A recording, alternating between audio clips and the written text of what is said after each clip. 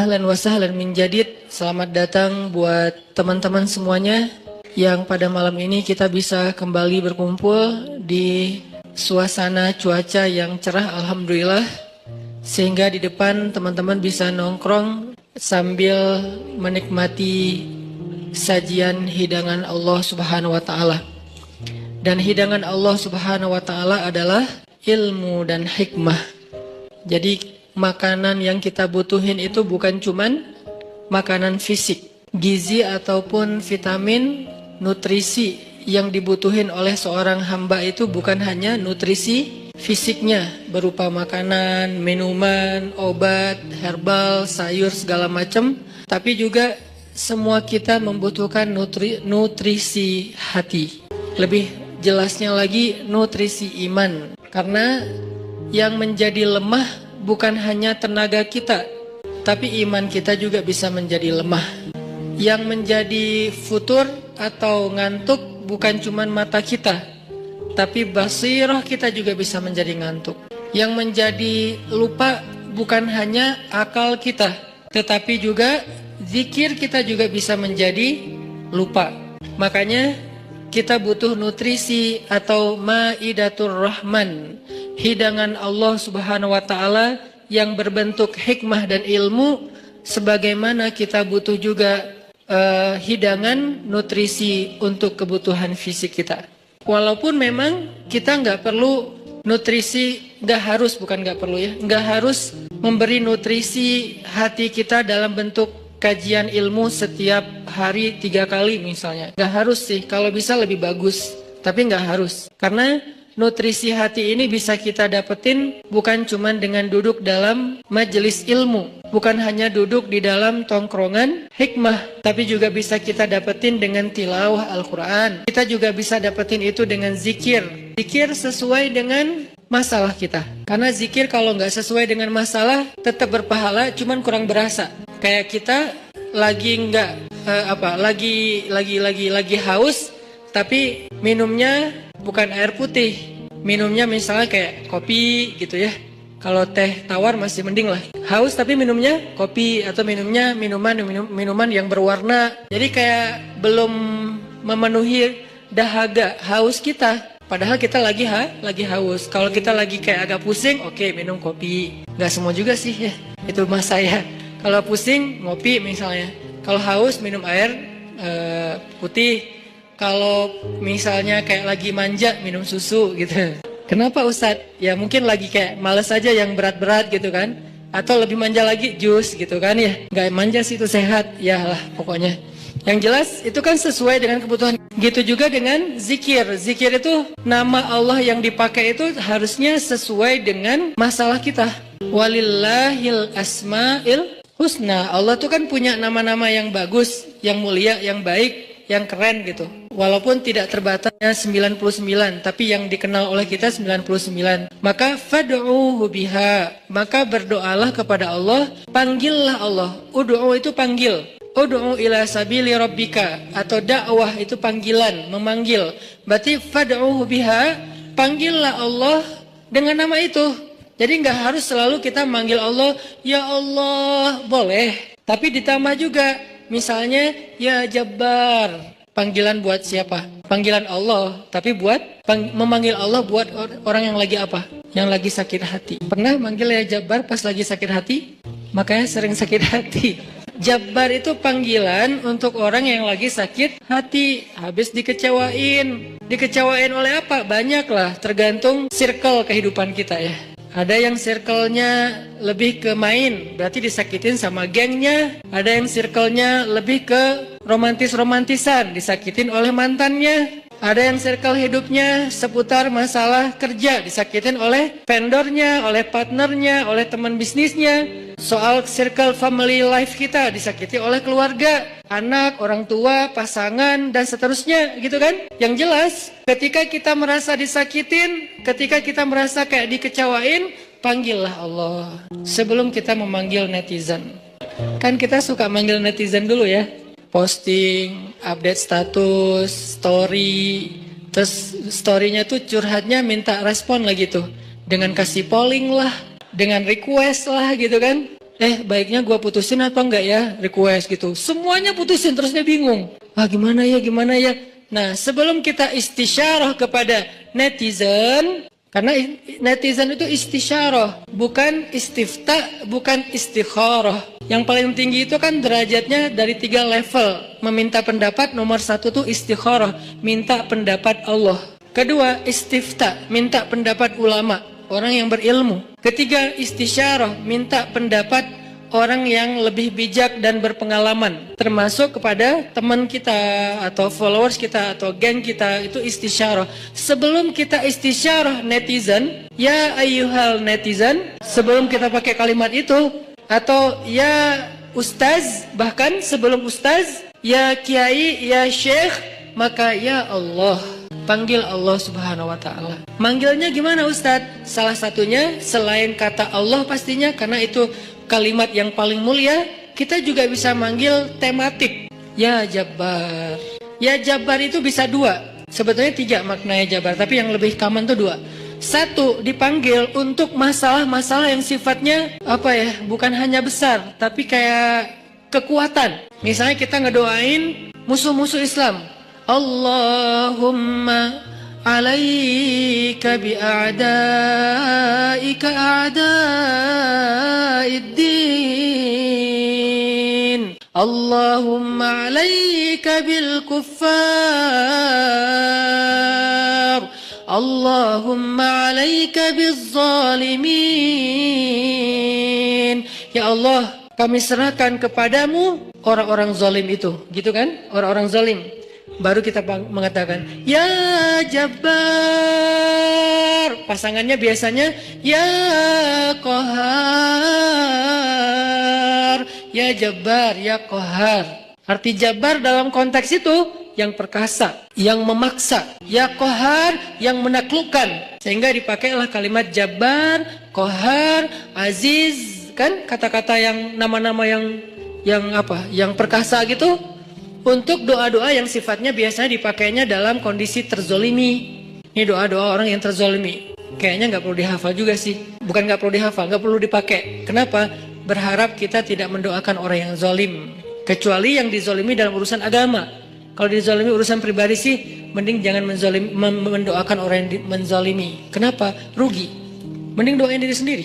Ketika kita punya kesempatan doa kita diijabah, jangan kasih doa itu untuk orang lain, rugi. Walaupun bentuknya mendoakan atas keburukan, tetap rugi. Mending kita pakai buat doain diri kita sendiri. Ya Allah, saya lagi dizolimin, mudah-mudahan. Nah gitu kan, berarti kan kita dapat kebaikan. Ya Jabbar, itu panggilan orang yang sedang sakit hati. Jadi 1 artinya untuk orang yang lagi dizolimi, 1 lagi untuk orang yang lagi hatinya kayak sedih, kayak disakitin. Nggak sebesar zolim sih, cuman ya lumayan lah, bikin gak bisa tidur, bikin tumbuh jerawat gara-gara itu, gitu kan ya. Karena stres, terus bikin nambah uban, walaupun ada yang uban itu karena bijaksana, ditutup. Jadi intinya adalah panggil Allah kalau kita lagi sakit hati dan dikecewain. Ya Allah, ya Jabbar. Salah satu doa minta disembuhkan kecewa dan sakit hati di dalam sholat adalah Rabbighfirli warhamni wajburni. Kalimat wajburni. Selama ini kita baca enggak? Kan? Tahu artinya? Hampir. Apa arti wajburni? Bukan paksa aku dong Allah, enggak. Padahal arti Jabbar juga yang memaksa kepada kehendaknya. Tapi kalimat wajburni, makna Jabbar di sini makna yang ketiga di antara 3 makna Jabbar, yaitu yang mengobati sakit hati. Jadi ketika kita berdoa Rabbighfirli warhamni wajburni warfa'ni warzukni wahdini wa'afini, banyak banget ya, luar biasa kita ya. Jadi kalau kita sholat aja tuh kita udah minta banyak hal ke Allah. Makanya pas berdiri, pas duduk itu jangan buru-buru. Rabbi, Allahu Akbar, apaan? Malaikat juga bingung, Rabbi apa? Kamu dengar gak dia doa apa? Enggak. Oh kirain aku doang yang salah dengar, kata malaikatnya.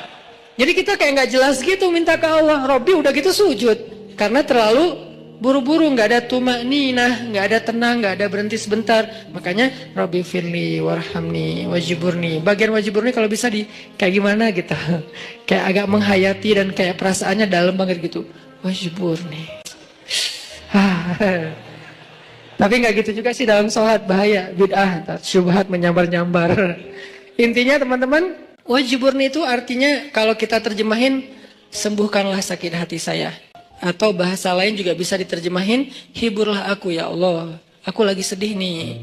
Kalau kita ke teman gitu ya, hibur aku dong, gue lagi sedih nih. Ya udah yuk kita main, ya udah yuk kita jalan, ya udah kita nonton, ya udah kita ngopi, ya udah kita makan, ya udah apalah terserah. Yang jelas kita ngadu ke dia minta dihibur pas kita lagi sedih. Nah, cara ngadu ke Allah pas kita lagi sedih supaya dihibur oleh Allah, wajiburni ya Jabbar.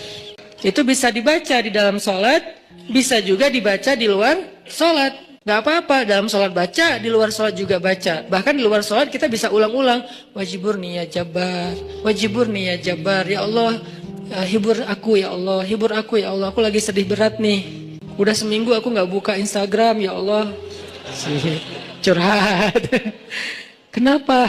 Komen. Head speech ya Allah. Ya Allah, seminggu gak lihat grup. Ya Allah, aku udah seminggu gak buka handphone. Lebih parah lagi kan? Berarti bermasalah di akun sosial media, bermasalah di grup, bermasalah di nomor kontak, bermasalah di SMS, semua bermasalah. Ya Allah, udah seminggu aku nggak buka handphone, hibur aku lagi sedih banget gitu. Nah, minta ya Jabbar, wajiburni ya Jabbar, wajiburni ya Jabbar. Ntar Allah akan hibur kita. Hiburan Allah lebih baik daripada hiburan yang diberikan oleh makhluk. Hiburan makhluk itu kadang-kadang modal. Kalau nggak modal di awal, modal di akhir. Modal di awal, dia ngajak nonton, kita yang bayar. Dia ngajak ngopi, kita yang bayar. Kalau modal di akhir, dia bayar, tapi nanti dia pamrih. Dulu kan pas lo lagi sedih, gue traktirin makan. Sekarang gue lagi sedih nih. Sama aja kan ngemodal ya. Kalau Allah yang ngehibur kita, itu nggak ada pamrihnya. Nggak ada modal di awal, nggak ada modal di akhir. Terus kenapa kita cepet dan begitu spontan minta hiburan dari makhluk, begitu spontan minta curhat kepada makhluk, begitu spontan manggil nama makhluk, tapi kurang spontan memanggil nama ya Jabbar, nama Allah Subhanahu wa taala. Ini kalau ngomongin kecewa, salah satu di antara Asmaullahil Husna, nama-nama Allah yang mulia itu adalah ya Jabbar. Sehingga kekecewaan itu jadi jalan buat kita untuk lebih akrab sama Allah. Kan kita tuh kayak, mungkin saya aja yang ngerasa gini, tapi banyak juga sih yang curhat kayak gitu.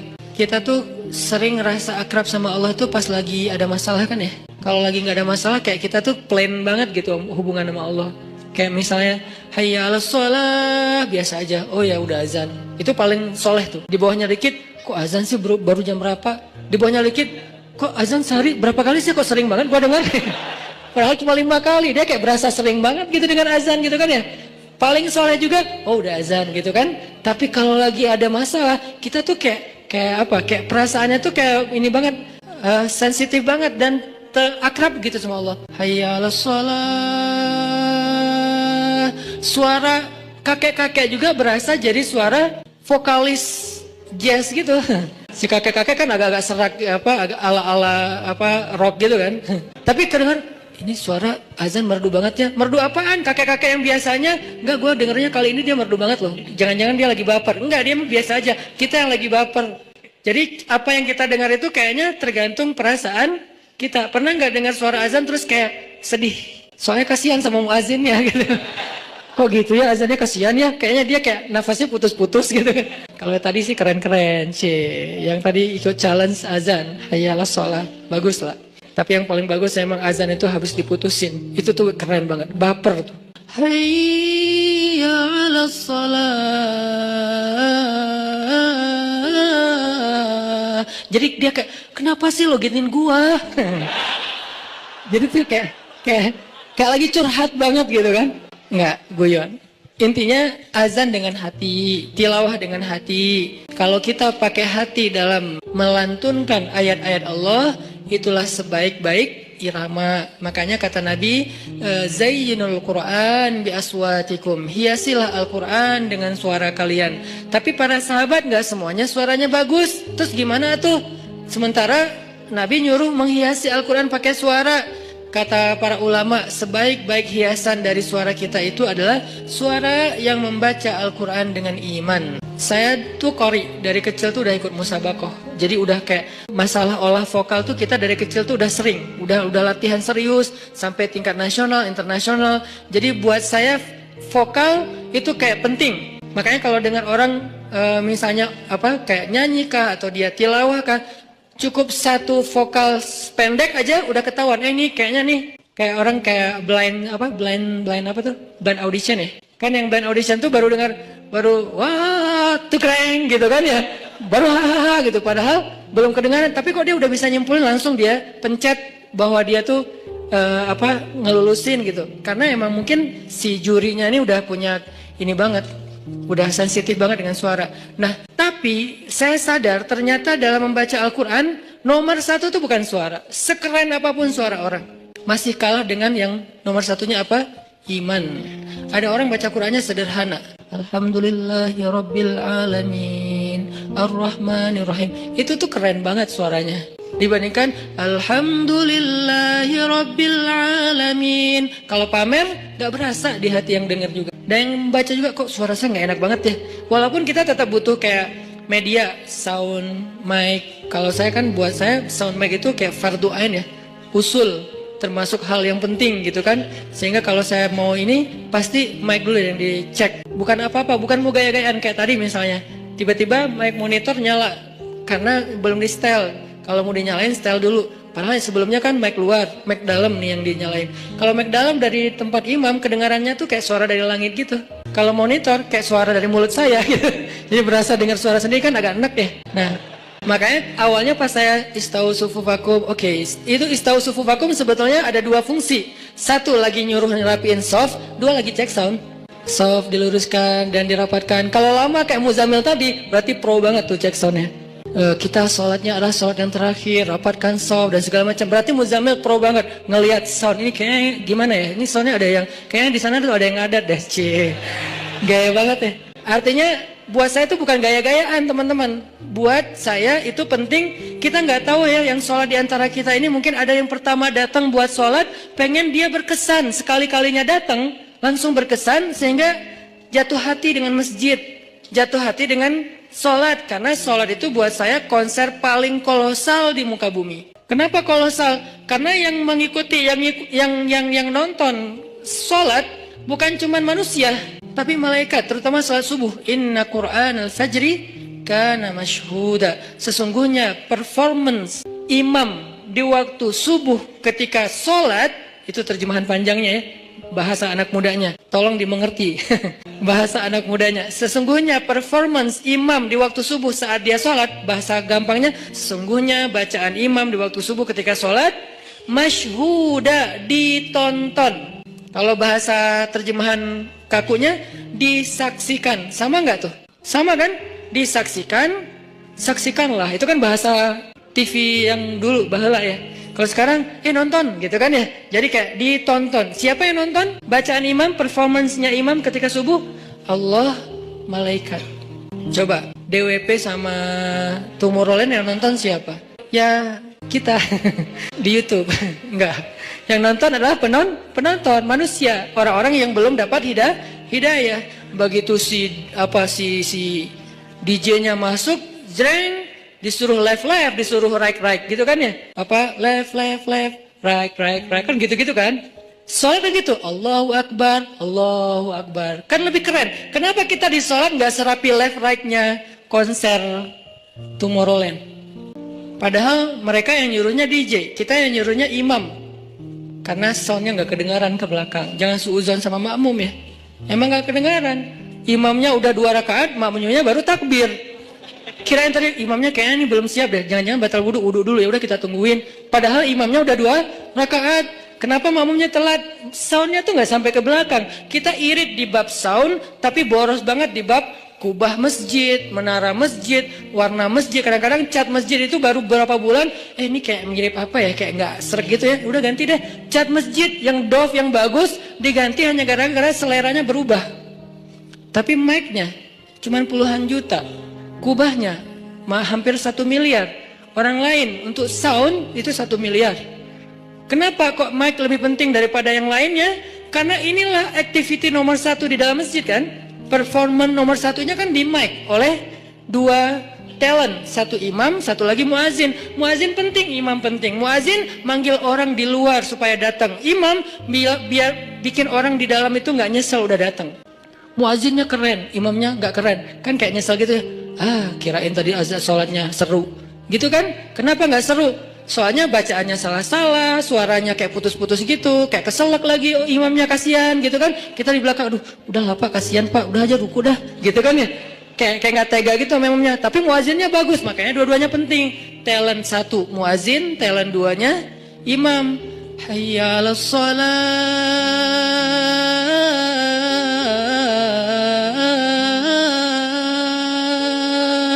Orang yang dengar sedih ya. Kenapa? Jadi ingat dosa, Nah, gitu kan ya. Ini kan bagus nih azannya nih. Hayya 'alas shalah.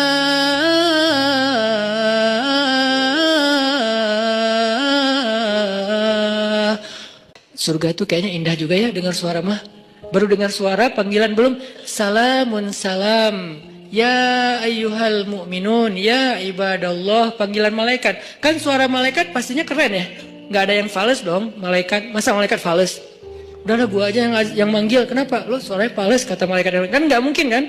Panggilan yauma yunadil munadi mim makanin qarib. Hari ketika malaikat memanggil manusia dari tempat yang dekat. Tahukah kita apa tempat yang dekat? Tempat yang dekat itu adalah Masjid Al-Aqsa. Hari ketika malaikat berdiri di titik Masjid Al-Aqsa sekarang, memanggil seantero padang mahsyar, halummu ilayya, kumpul kalian semuanya di sini kata malaikat. Jadi azan yang keren itu azan yang mengingatkan orang kepada dosa, azan yang mengingatkan orang kepada akhirat, dan itu nggak bisa kalau nggak pakai hati. Nggak perlu ngeluarin 100% vokal, cukup 60%-nya aja. 30% dibantu sama sound, 10%-nya dipakai, 40%-nya dipakai dengan perasaan. Makanya saya senang banget kayak apa dulu masa masih punya halakoh kecil sama teman-teman, termasuk ada Muzamil, anak-anak ITB, kita kan kayak belajar apa dulu, Muzamil mana Muzamil? Oh ada, belajar makomat sama dulu sebelum ada pemuda hijrah, makomat sama belajar azan. Kita kayak apa ya, kayak mengcover. Jadi bukan cuma lagu yang di cover, kita mengcover azan. Cover azan Masjidil Haram Dagriri. Dagriri itu azannya tuh menurut saya azan of the year 2018, azan terbaik itu nanti cari di YouTube, azannya Hamdi Ad-Dagriri kalau nggak salah namanya. Nanti azannya Al-Aqsa. Azan Al-Aqsa itu kayak lagi curhat, Al-Aqsa itu udah dirampas, kami itu teraniaya, kemana kalian wahai kaum muslimin, gitu. Seolah-olah tuh kayak manggil kita gitu. Dari irama-irama yang dipilih kan. Nah, ini semuanya dengan hati. Makanya pakai hati aja udah terbaik. Balik lagi ke tema yang tadi adalah panggil Allah dengan lembut. Nidaan khafiyya. Zikru rahmati rabbika abdahu Zakaria. إذ نادى ربه نداء خفيا. Ketika dia nada rabbah. Apa arti nada rabbah? Nada itu bahasa Arab, terus jadi bahasa Indonesia nada, tapi beda arti. Nada artinya memanggil. Nada dering, panggilan. Dering panggilan itu bahasa Arab. Iznada rabbahu nidaan khafiyya. Nada yunadi nidaan. Nida panggilan.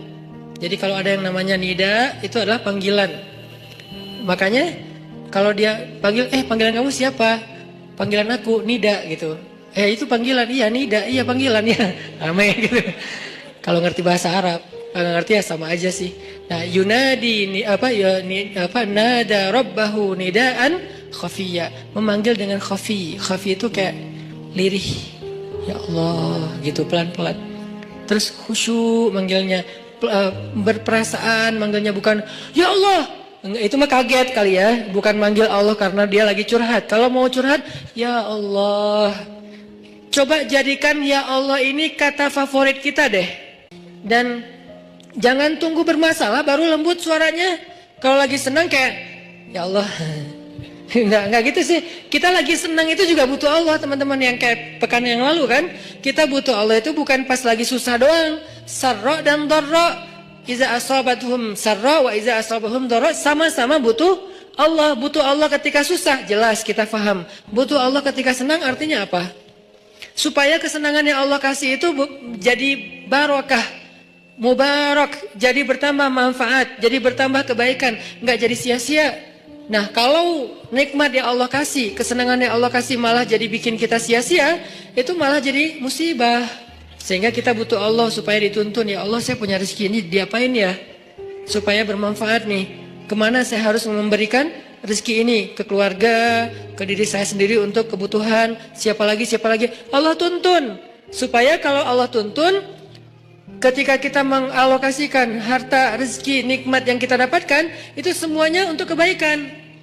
Fa ammal yatima fala taqhar, wa ammas sa'ila fala tanhar, wa amma bi ni'mati rabbika fahaddits. Kalau enggak, alhaakumut takatsur. Celaka gara-gara takasur. Justru banyak nikmat yang Allah berikan. Jadi teman-teman, poin pertama, bab kecewa. Kalau kita kecewa, saya yakin semuanya pernah kecewa dan mungkin masih akan kecewa atau bahkan lagi kecewa sekarang. Kelihatan dari muka-mukanya. Kecewa sama saya. Kenapa ceramahnya lama sekali? Jadi kalau lagi kecewa, apa poinnya tadi? Panggillah Allah. Ya Allah, ya Jabbar, wajiburni, hibur saya ya Allah. Hibur saya, hibur hati saya ya Allah. Gimana cara Allah menghibur hati kita? Allah menghibur hati kita itu dengan diberikan wajilat qulubuhum. Allah menghibur hati kita dengan dijadikan liyazdadu imanan ma'a imanihim. Allah menghibur hati kita dengan dijadikan apa? Tuma'ninatul qalb. Ala bidzikrillah tatma'innul qulub. Banyak cara Allah menghibur hati. Apakah Nabi pernah sedih atau kecewa? Kecewa pernah, sedih pernah di Al-Qur'an. Direkam. Terus cara Allah menghibur hati Nabi yang lagi sedih atau kecewa gimana? Ya ayyuhal muzammil qumil laila illa qalila nisfahu awil qus minhu qalila aw zid alayhi warattilil qur'ana tartila inna nashiatal lail hiya ashaddu wata'an wa aqwamu qila. Allah panggil Nabi ketika lagi sedih dan tidur. Ya ayyuhal muzammil. Ini dua kondisi Nabi lagi tidur dan dipanggil Allah. Satu, ya ayyuhal mudaththir. Satu lagi, ya ayyuhal muzammil. Tidur kenapa Nabi? Bukan tidur, tertidur. Gara-gara capek seharian berdakwah dan capek seharian dibully. Dibully di mana-mana, pergi ke pasar, dibully di pasar, pergi ke tempat pertemuan, dibully di tempat pertemuan, pergi di sepanjang jalan, dibully di sepanjang jalan, pergi ke rumah keluarga besarnya, ke tetangganya, ke pamannya, ke sepupunya, dibully oleh tetangga dan keluarga besarnya. Kemanapun beliau pergi, beliau dibully, dihina, dicela seharian dari pagi. Satu kota Mekah ngebully beliau. Ada yang mengatakan beliau itu penyihir, ada yang mengatakan beliau itu pembohong, ada yang mengatakan beliau itu tercela. Muzammam, nama aslinya Muhammad, artinya terpuji, tapi diplesetin jadi Muzammam, artinya tercela. Atau orang salib dulu, pas perang salib menamakannya dengan istilah Muhammad. Apa Muhammad? Salah satu nama setan. Jadi dipanggil Muhammad, dipanggil Muzammam, dipanggil sahir, dipanggil majnun, orang gila, dan banyak lagi yang nggak direkam secara diksi oleh Al-Quran, karena emang Al-Quran ini memilih banget diksinya, tapi secara simbolik Al-Quran nunjukin bahwa inilah celaan-celaan yang diterima Nabi berhari-hari dari pagi sampai malam. Pulang malam-malam ngomong ke Khadijah, Khadijah zammiluni, zammiluni, Khadijah selimuti aku, selimuti aku. Khadijah pengertian, diselimuti Rasulullah, diusap-usap kepala Rasulullah, tenang Rasulullah, tenang ya Rasulullah, la tahzan ya Rasulullah, Allah nggak akan ninggalin kamu, Allah tuh sayang sama kamu ya Khadijah. Tapi di tubuh Rasulullah tuh banyak lemparan, bekas lemparan dibersihin sama Khadijah. Setelah Khadijah wafat, nanti yang menggantikannya Fatimah yang bersihin bekas-bekas lemparan orang. Ada yang lemparin kotoran, ada yang lemparin barang benda-benda keras sehingga melukai Nabi. Dibersihin sama Khadijah. Udah capek, Nabi tertidur. Udah beres urusan dihibur oleh Khadijah. Begitu sampai waktu yang hening, Khadijah udah tertidur, penduduk seluruh bumi udah tertidur. Allah memanggil kekasihnya, ya ayyuhal muzammil, wahai orang yang berselimut. Itu panggilannya lembut. Jadi kita kalau baca surah Al-Muzammil jangan ya, enggak gitu. Allah manggilnya enggak gitu, kaget atau orang lagi tidur ya. Nah, ayatnya aja lagi berselimut, manggilnya teriak-teriak. Jangan, itu namanya prank. Itu bukan tilawah, itu ngeprank. Makanya jangan tilawah sambil ngeprank. Ya ayyuhal muzammil, wahai orang yang berselimut, kumil laila illa qalila. Di situ kelihatan Allah tuh pengertian banget. Kumil lail illa qalila. Bentar aja, nggak usah lama-lama. Kenapa? Karena begitu Nabi berdiri sholat, disitulah Allah akan menghibur hati Nabi. Kalau kita belum bisa terhibur dengan sholat tahajud atau minimal dengan sholat 5 waktu, berarti hati kita berpenyakit, fi qulubihim marad, dan itu harus kita obatin. Obatnya apa? Obatnya istighfar. Kalau orang banyak dosa, belum bertaubat, belum beristighfar kepada Allah, dia susah minta dihibur oleh Allah, dan terus nanti dia kayak nuduh Allah nggak menghibur dia, padahal Allah udah sering menghibur dia, cuman nggak berasa di hatinya. Karena hiburan Allah itu hanya bisa dirasakan oleh orang-orang yang hatinya bersih. Dan cara membersihkan hati itu tazkiyatul nufus atau tazkiyatun qulub, tathhirul qulub adalah dengan salah satunya istighfar.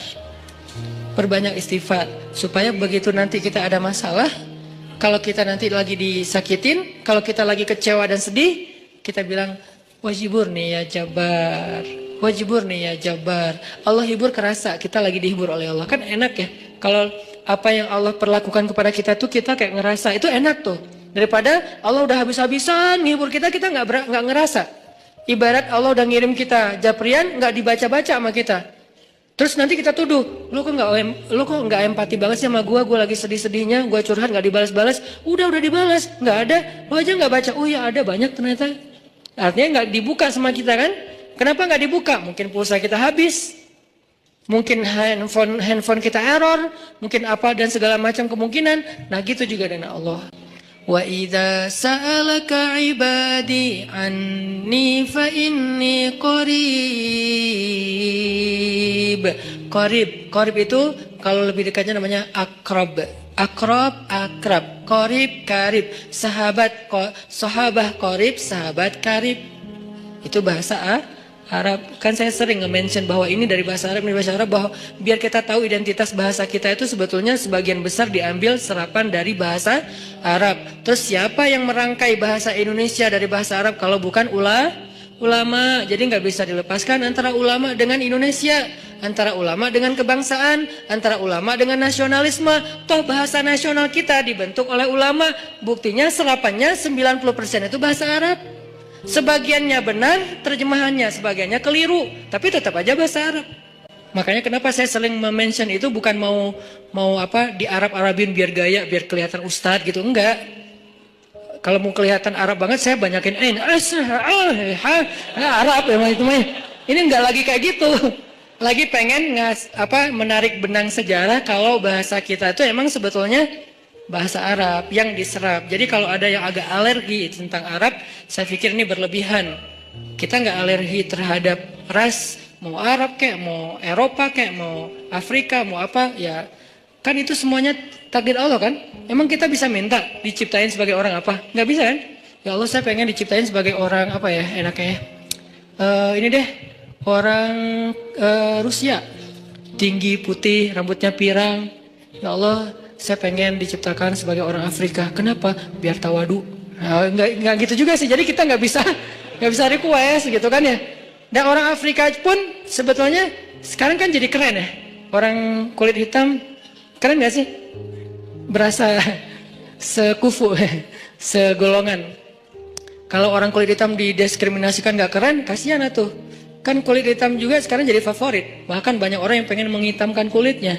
Ini artinya ya nggak bisa request mau jadi orang apa, sehingga kita nggak boleh benci golongan ataupun ras, karena dia diciptakan kayak gitu tuh bukan pengennya dia, itu namanya sunnatullah dan takdir, itulah ketentuan Allah. Kalau kita cela rasnya, berarti kita mencela pencipta ras itu, yaitu Allah Subhanahu Wa Taala. Dan ini termasuk larangan dalam hadis mencela nasab. Mencela nasab itu termasuk salah satu dosa besar. Balik lagi ke yang tadi, intinya bahasa kita emang diserap dari bahasa Arab. Nah, kita minta sama Allah. Kata Allah, inni qarib, aku dekat sama kamu. Ujibu da'watad da'i idza da'ani. Ujib dari kata jawab. Jawab bahasa Indonesia juga jawab. Jawabun, jawaban, jawabin, itu grammar. Terus salah satu yang diambil dari antara 3 bentuk grammar Arab itu, kita ambil jawaban, ya, menunggu jawaban. Ada orang Indonesia yang mengatakan saya lagi menunggu jawabun. Nggak ada kan ya? Ini agak-agak aneh. Bisa jawabin atuh, ada tuh jawabinnya. Jawab berarti yang udah ada tuh jawaban, jawabin. Jawabun mah belum ada Jawabin atuh yang respon apa yang tadi. Nah, oke, berarti itu bahasa Arab juga. Jawab, ban, bin sama aja. Ujibu, berarti bahasa Al-Qur'an sendiri itu sebetulnya tanpa baca terjemah, kalau kita tahu akar katanya, itu emang bahasa kita, bahasa Arab, bahasa Indonesia. Ujibu da'watad da'i idza da'an. Aku mengijabah, menjawab dakwah. Dakwah itu panggilan. Ujibu da'watad da'i idza da'an. Aku menjawab panggilan dai, orang yang memanggil kalau dia mendakwah atau memanggil aku. Jadi kalau kita bilang ya Jabbar, Allah langsung turun ke langit dunia, nyamperin kita, terus mengatakan ai abdi, ai abdi. Ai abdi itu artinya ada apa hambaku? Halaka hajah, kamu punya masalah hambaku? Itu namanya ujibu. Cuman kita nggak dengar. Sama kayak kita baca Al-Fatihah, bukankah Allah merespon bacaan kita? Alhamdulillahi Rabbil Alamin. Kata Allah, hamadani abdi, hambaku memuji aku. Gitu kan? Sampai selesai Al-Fatihah, satu ayat demi satu ayat Allah tuh ngerespon. Jadi kita kayak lagi chat sama Allah sebetulnya. Salat itu kan chat sama Allah. Makanya bahasa hadisnya ihsan. Kalau pengen sholat kita yang ada kesan chat, berarti sholat kita tuh harus sampai ke level ihsan. Apa level ihsan? Anta abudallah ka'annaka tarah, fa illam takun tarah, fa innahu yarak. Ketika kamu bisa menghadap Allah, beribadah kepada Allah, seolah-olah kamu tuh ketemuan langsung sama Allah. Kan berarti kita lagi chat sama Allah, ketemuan langsung. Kalau nggak ketemuan langsung, kamu nggak ngelihat dia, maka yakinlah dia ngelihat kamu. Berarti kayak orang telepon atau kayak orang fit call, cuman kamera depan kita rusak. Kamera depan dia ya, kita nggak bisa ngelihat dia. Iya, kamera depan dia. Ya gitu deh pokoknya. Yang jelas adalah kita lagi chat sama Allah, sehingga Allah tuh kalau kita berdoa jangan berpikir bahwa kita tuh ngomong sendiri terus gak ada yang dengerin. Rabbana atina fid dunya hasanah wa fil akhirati hasanah wa qina adzabannar. Rabbi firli warhamni wajburni warfa'ni warzuqni wahdini wa'afini wa Allahu akbar. Ya enggak ada yang dengar seolah-olah enggak. Rabbi firli warhamni wajburni. Kalau kita salat berjamaah Ustaz gimana? Pelan-pelan, imamnya kita mungkin slow motion. Kalau dia kan dicepetin tuh kan ya, jadi ya apa istilahnya tuh, cut to cut gitu kan. Gimana tuh caranya Ustaz? Sedapatnya, jangan dipercepat tapi tetap dapat kan? Rabbi firli warhamni wajburni. Belum beres, Allahu akbar, enggak apa-apa, tapi kita udah kayak tenang. Makanya kalau nggak puas tambahin dengan sholat sunnah. Begitu tahiyat awal, duduk tahiyat antara dua sujud, Rabbi firli warhamni wajburni. Lama wajburni teh 10 menit. Kenapa itu orang teh curhat sama Allah? Boleh nggak kayak gitu? Boleh nggak kita duduk di antara dua sujud setengah jam? Boleh. Apalagi sholat sunnah. Kecuali kita jadi imam sholat berjamaah, jangan, kasihan. Anak udah nangis-nangis, terus suami udah nunggu di depan ngeklakson-klakson, terus sales udah habis promonya. Kan nggak konsen sholatnya. Makanya kalau jadi imam yang bijak, ambil pertengahan. Makanya bacaannya juga jangan terlalu panjang. Kalau sholatnya sholat 5 waktu. Tapi terutama kecuali subuh yang paling panjang. Kalau sholatnya sholat tarawih, namanya juga tarawih dari kata roha. Roha bahasa Indonesia, rehat. Jadi tarawih itu artinya berehat-rehat. Kalau sholat tarawihnya sampai keringetan, namanya bukan berehat-rehat. Itu mah lagi nge-gym. Tarawih keringetan, harusnya kan tarawih itu kan tadi keringetan terus gara-gara tarawih jadi nggak keringetan ya. Itu kayak apa ya?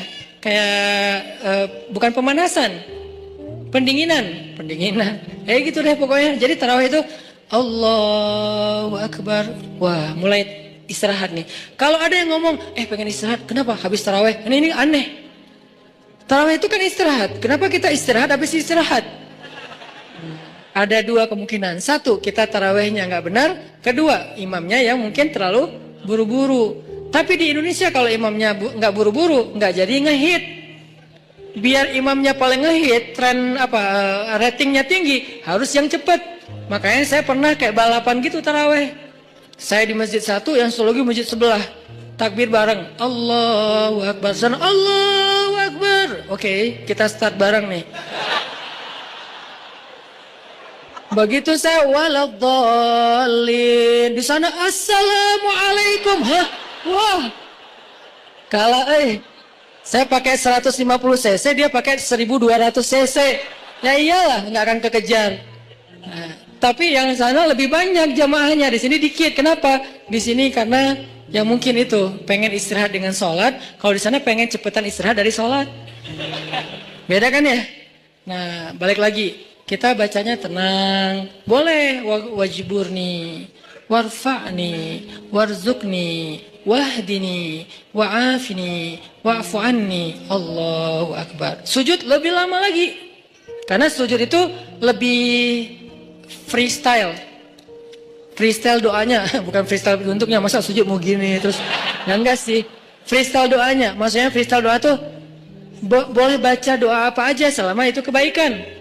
Misalnya kita doa Abu Bakar, Allahumma ja'al fi qalbi nuran, wa fi sam'i nuran, wa fi basari nuran, wa an yamini nuran, wa an shimali nuran, wa amami nuran, wa khalfi wa min warai nuran, wa min tahti nuran, wa min fawqi nuran. Itu kan doa Abu Bakar kan? Boleh. Apakah itu doa dibaca Rasul? Enggak, Abu Bakar yang baca doa itu. Jadi Abu Bakar bid'ah? Enggak lah. Doa itu ibadah mutlak, ibadah bebas. Sehingga karena dia bebas, kita boleh membaca doa bukan hanya yang diajarkan Rasul, tapi doa yang diajarkan Rasul pun itu yang terbaik pastinya. Cuman yang gak diajarkan Rasul, boleh. Ada kasus yang di zaman Rasul gak ada, tapi di zaman kita ada. Salah satunya yang sering saya ulang-ulang apa? Mendoakan anak yang lagi ujian nasional. Ada gak doa dari Rasul anak ujian nasional? Dan di zaman Nabi, anak-anak Nabi gak ada ujian nasional. Ya Allah, Fatimah lagi ujian nasional. Nggak ada kan ya? Sehingga kita nggak bisa niru. Terus boleh nggak kita ngedoain anak kita lagi ujian nasional sementara Nabi nggak ada contohnya? Boleh, itu nggak disebut bid'ah. Nggak selalu yang nggak dilakukan Nabi itu dianggap. Makanya jangan nanya apa dalilnya doa itu. Ya, yang penting nggak melanggar sunnah Nabi. Nah, sunnah Nabi dalam doa itu adalah menutup aurat, bacaannya yang benar, jangan maksa, jangan marah-marah sama Allah. Ya Allah, pokoknya nih yang terakhir kali nih saya doa nih. Yang nggak bisa gitu. Doanya yang baik gitu kan. Kalau mendoakan yang buruk balik lagi kepada kita sendiri. Nah, ini namanya doa. Makanya pas sujud kita bisa doanya Abu Bakar. Bisa doanya Muaz bin Jabal. Allahumma a'inni ala dzikrika wa syukrika wa husni ibadatik. Bisa doanya Bilal. Bilal. Allahumma inni as'aluka ridhaka wal jannah wa a'udzubika min sakhatika wan nar. Itu doanya Bilal. Tiga-tiganya ini bukan doanya Nabi. Yang satu Abu Bakar yang membuatnya. Yang kedua siapa tadi? Muaz. Yang ketiga adalah Bilal. Dan tiga-tiganya Nabi tahu dan Nabi membolehkan. Enggak langsung Nabi, kan enggak ada saya suruh. Kenapa kamu baca yang enggak pernah saya contohin? Enggak, karena emang ibadah doa itu ibadah mutlak. Sehingga kita bisa doa, ya Allah, saya sih lupa namanya. Tapi saya udah nge-follow dia. Soalnya akunnya nama palsu. Tapi saya tahu kok nama dia yang asli. Saya pernah hafal kok nama dia yang asli. Ya Allah, pengen Kalau bisa saya pengen jadikan dia sebagai imam saya. Kalau nggak dia pun yang mirip-mirip gitu. Nah, di dalam sholat gimana caranya? Ya jangan di dalam sholat sih, susah ngomongnya. Kalau bahasa Indonesia kan nggak boleh dalam sholat kan. Kalau di dalam sholat tetap harus bahasa Arab. Kalau bisa jangan bahasa Arab yang dikarang-karang sendiri. Malah salah. Allahumma ansur alaina. Itu bahaya. Allahumma ansur itu artinya apa? Ya Allah tolonglah. Tapi kalimat berikutnya ada unsurna wansur alaina. Itu beda. Unsurna ya Allah tolong kami. Unsur alaina ya Allah tolong orang lain untuk menghancurkan kami. Cuman beda Allah doang. Makanya kalau kita Allahumma ansuril muslimin ala a'daika. Allahumma ansuril muslimin alal kafirin. Allahumma ansuril muslimin alal zalimin. Tapi kalau Allahumma ansuril zalimin alal muslimin, wah, apalagi diaminkan banyak orang. Kenapa kita kok kalah terus ya? Ya itu doanya salah. Makanya kalau bahasa Arab mah lebih baik jangan dikarang sendiri. Mending kita hafal. Cari di Google boleh, tapi harus jelas websitenya. Jangan-jangan di Google kan semua orang bisa nulis kan ya. Kadang-kadang dari Facebook juga ada di Google, kita klik ternyata itu kayak dia lagi curhat gitu, sok-sok pakai bahasa Arab. Ternyata isinya mantra. Kan bahasa mantra juga kayak bahasa Arab kan, keriting-keriting gitu kan. Nah intinya teman-teman, minta sama Allah pas kita lagi duduk di antara dua sujud, pas kita lagi sujud. Poin 1, kalau lagi dikecewain. Poin 2, kalau kita dikecewain, kecewa, sedih. Kadang-kadang gak harus dikecewain orang, kecewa sendiri, gak jelas. Tiba-tiba kecewa tiba-tiba kayak sedih aja. Pernah gak sih sedih tapi gak ada sebab? Wah serentak Itu tuh gimana tuh? Tiba-tiba kayak hari ini, tahu gak kenapa? Hati kita itu diusik sama setan. Setan tuh emang senang musik hati. Dia tuh gak ngusik fisik kita kecuali sesekali. Kayak misalnya ada guna-guna itu kan fisik kan. Tapi yang sering banget dailynya dia tuh musik hati. Yuwaswisu fi sudurin nas. Yuwaswis itu continuous present tense. Jadi continuous, terus-terusan. Fi'lul mudhari kalau bahasa Arab. Yuwaswisu terus menerus. Fi sudurin nas, di dalam hati atau dada manusia.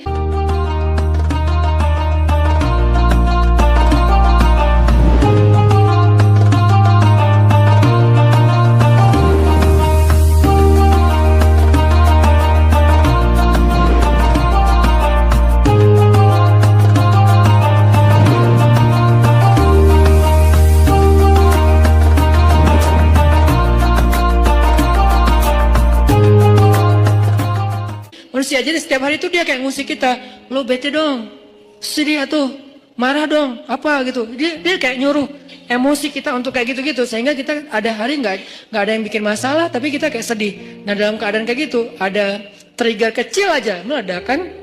Nah gimana ngobatinnya? Tadi satu doa. Kedua, kalau kita lagi sedih kayak gitu, coba selain minta kepada Allah Subhanahu Wa Taala, belajar untuk membiasakan amal favorit kita itu, hobi kita itu hobi yang bentuknya ibadah. Saya nggak nyalahin hobi kita. Kita punya hobi olahraga itu keren banget dan bermanfaat. Kan saya paling nggak suka menjudge ya. Makanya kalau ada orang yang menjudge dunia anak muda itu seolah-olah semua negatif, saya kayak ngerasa sedih dan tersinggung. Kenapa kesannya everything comes with youth is a sin gitu, seolah-olah gaul jadi dosa, apalagi nongkrong jadi sia-sia, apalagi olahraga, seni-seni anak muda semuanya kesannya negatif, seolah-olah nggak ada baiknya gitu anak muda. Kan nggak gitu kan? Data kan sahabat Nabi semuanya sebagian besarnya anak muda dengan model culture-nya mereka. Jadi saya nggak setuju kalau semua tentang anak muda itu dianggap negatif, sehingga kita nggak mau menjudge.